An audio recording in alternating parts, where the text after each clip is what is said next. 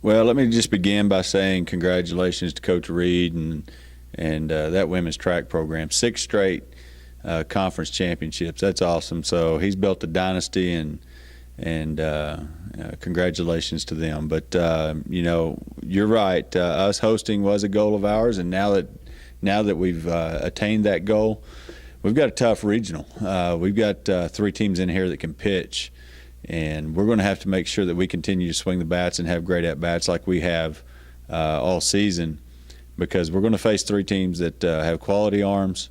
They play solid defense, and if the wind's blowing in particular here at Meyer Field, that can really make it tough. So we'll have to see what the weather conditions are going to be. I know it's going to be warm, but I haven't seen the wind, so I'm assuming it's going to blow out of the south. And if we can go out and play the way we did this past weekend and play quality defense and pitch the way we did this weekend, then I feel good about things. But we've got a tough little regional that we're going to have to be prepared. We can't look forward ahead to regionals, super regionals, and we got to take it, the old cliche, one game at a time, and that's really going to hold true in postseason play. Yeah, the Cameron two losses, we had the lead in the seventh inning, and we made errors to lead off each of those games. So those are two games that were really frustrating to lose.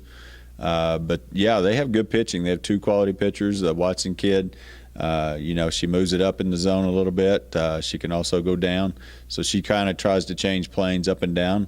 And Betts is, she's a different pitcher than she was last year. Last year she tried to just keep it hard and away from you. This year they've got her using some off-speed stuff, keeping the ball down the zone and trying to keep it in the ballpark, which is key in this conference and this region. With the power hitters that we have. Tara Martini for them is having a great season. They got a new coach who's light a fire in them a little bit, and they're playing quality softball. They looked really good last weekend at the conference tournament. And so the fact that they dropped a spot to the sixth spot kind of surprised me. But at the same time, it's a team that, we did lose to them twice, but we know that we had leads into the seventh inning and kind of gave them an extra chance that they shouldn't have had, I think it's opponent that we feel okay about, but at the same time we know they're a quality team and first time appearance in a regional tournament for them. So congratulations to Cameron and Coach DeLong. Well, we feel confident in our abilities first and foremost, and we've had a lot of success up there in the postseason over the years. We knocked them out of regional last year, ended their season there, and their last two losses on their field have come to us, after today, after yesterday. So, they're good, they're great. There's no doubt about it. But we know that we can go beat them, and if we play strong defense, which we did on Saturday, that we did not have any errors, then we know we have a chance. And they went out and scored two on us in the first, and we bounced back and got the two back in the third and tied it up. And from there, it was a matter of who was going to make a mistake and who was not, and they did. And we took advantage of it. And then Kennedy pitched outstanding. But again, we played solid defense behind them, and it's a tough environment up there to play in. And the fact that we were up there last week maybe helped a little bit. And it was nice to be able to come home with the postseason championship and to get a win at their place made it even a little more rewarding, because we know that if they take care of business, then we'll have to go back up there. Whoever wins our regional is going to have to go back up there if they win again. Well, it's always nice to have it at home, but this year in particular, because we've been on the road for the last 3.5 weeks, it seems like senior day was forever ago. We kind of a little bit exhausted with the road travel right now, so it's going to be nice to be at home. It's always great to play in front of your home crowd, and we've had a lot of success here at home this year.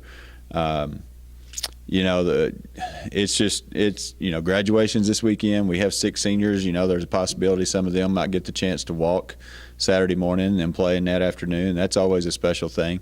So there's all kinds of benefits. It's finals week. We don't have to travel this week, and so that's one less thing to worry about. They don't have to try to reschedule a final or two possibly. So there's all kind of the positives are unlimited, but at the same time you still got to go play. There's no guarantee that you get to win just because you're at home.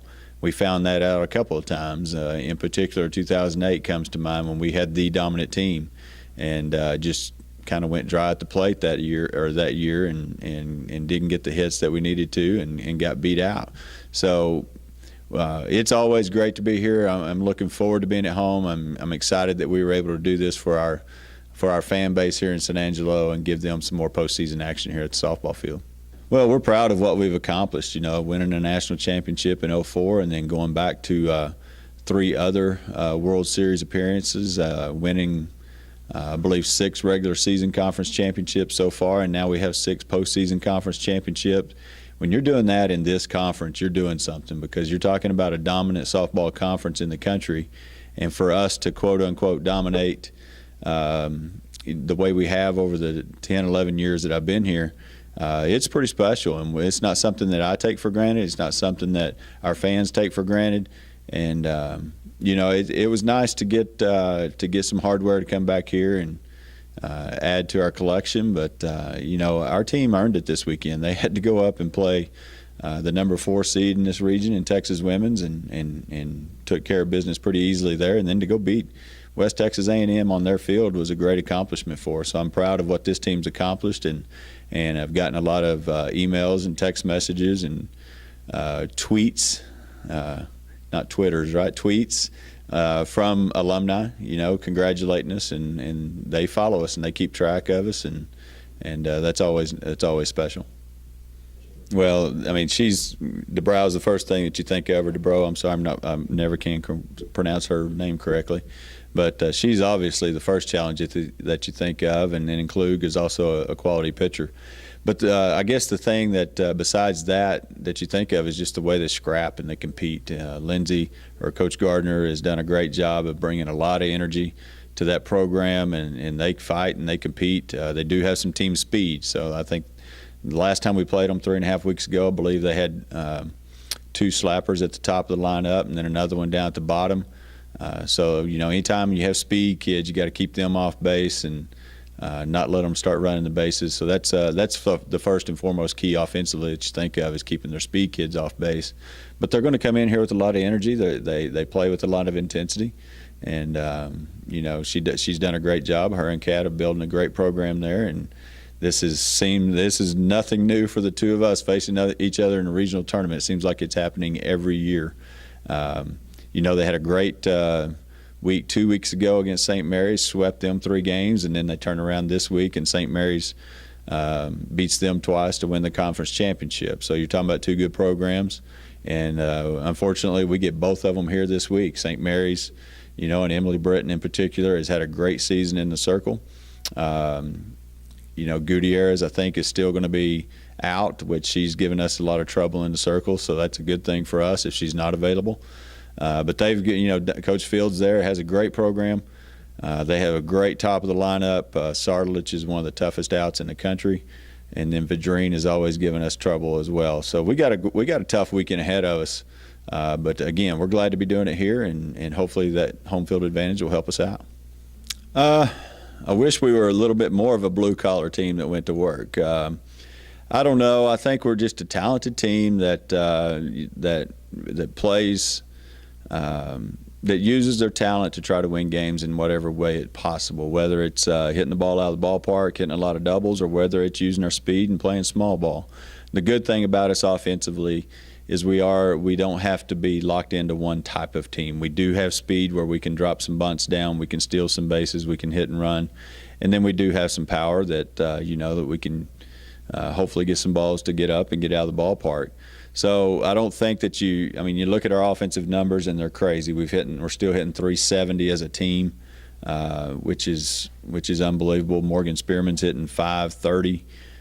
Which is crazy, and Imashiri Korea is still up there around 480. So we have different dynamics offensively, which allows us, no matter what's going on that day, to try to make some adjustments and get some base runners on and force some mistakes by the other team with our speed. And then pitching wise, we have 3 different types of pitchers. Kennedy's more of a power pitcher. Sandra is more of a location spotted up type of pitcher, and then Mary Kate McKay is a left-handed spinner that's really going to make the ball move. So we can use different pitching, whatever the word is I'm looking for, pitching styles, I guess, to match up with our opponent that we think might help us the best. And that's going to be valuable in the playoffs, having 3 arms, compared to last year. We only had 2, and they were pretty worn out by this time of year. And I think all of our pitchers are fresh right now and ready to go.